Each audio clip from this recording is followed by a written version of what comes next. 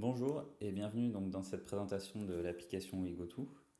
Donc pour lancer l'application sur le menu Android, nous allons cliquer sur le logo que l'on distingue ici en bas à gauche. Lorsque l'application se lance, on a un affichage donc de la basemap Esri. En haut à gauche, on a un bouton menu qui rappelle le type de profil qui est sélectionné. En haut, on a une autre barre de recherche et en bas à droite, le bouton de géolocalisation qui nous permet de demander à l'application de nous géolocaliser. Lorsque l'on clique sur le bouton menu, on accède au menu WeGoTo qui nous permet d'abord de choisir notre profil, d'accéder à nos trajets et adresses favorites, de modifier nos points d'alerte, ce qui concerne essentiellement le guidage, de modifier nos paramètres et enfin d'accéder à un tutoriel qui permet donc d'expliquer le fonctionnement de l'application WeGoTo. Ce qui va nous intéresser ici par exemple, c'est de regarder les profils qui sont disponibles. Donc là on voit la liste des profils qui sont disponibles. Et donc nous allons en sélectionner un pour faire un test de calcul d'itinéraire.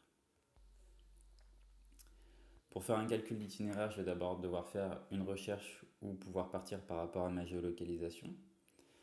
Si je souhaite lancer une recherche, comme on le voit en haut à droite de l'écran, il y a un bouton micro sur lequel je peux cliquer et donc je peux activer une recherche vocale.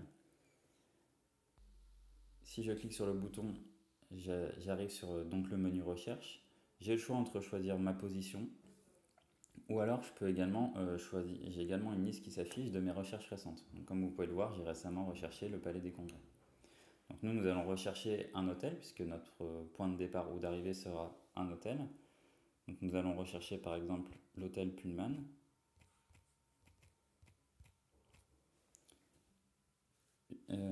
Je clique ensuite sur le bouton de recherche et je fais ma recherche. La recherche s'effectue donc sur un service REST qui utilise le géocodage de Esri, donc sur un registre serveur. Lorsque j'ai cherché l'hôtel Pullman, il me ressort donc le résultat le plus pertinent et de base il peut me ressortir les 3 résultats les plus pertinents. Ici donc on se rend compte que l'hôtel Pullman est renvoyé donc de manière verte, par un affichage vert, ce qui signifie qu'il est donc de niveau 1, donc il est d'un accès, qu'il est donc accessible. Donc je vais cliquer dessus pour le sélectionner et donc la carte va se recentrer sur l'hôtel Pullman. Ensuite, j'ai de nouveaux icônes qui apparaissent en bas de mon écran qui vont me permettre donc de calculer mon itinéraire. Je vais pouvoir choisir de partir de l'endroit actuel où je suis, donc à savoir l'hôtel Pullman, y aller ou alors avoir d'autres options qui se proposent à moi. Donc là, nous allons choisir donc de partir d'ici et nous allons donc nous rendre au Palais des Congrès. Donc soit je peux effectuer une nouvelle recherche, soit je peux cliquer directement sur le Palais des Congrès qui est dans ma liste de recherches récentes. Je peux également choisir à partir de ce menu d'inverser mon point de départ et mon point d'arrivée. Donc là nous allons nous rendre au Palais des Congrès.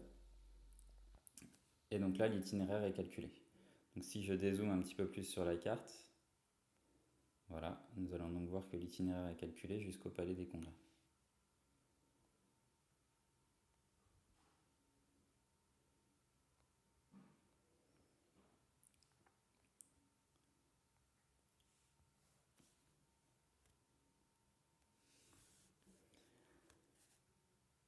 En bas de mon écran, j'ai donc de nouveaux boutons qui ont fait leur apparition. Le bouton Guide-moi, qui ne sera pas donc, dans la version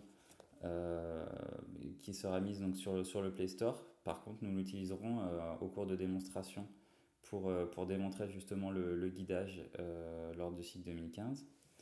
On a également des flèches et un bouton information. Si je clique sur le bouton information, ça me permet d'accéder à un nouveau menu qui va me décrire les différentes grandes étapes que je vais devoir effectuer au cours de mon trajet.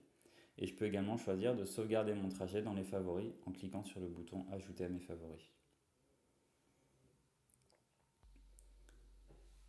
Alors lorsque je retourne sur mon itinéraire, je peux voir que je peux donc utiliser aussi les flèches qui vont me permettre d'avoir la géolocalisation des différentes étapes.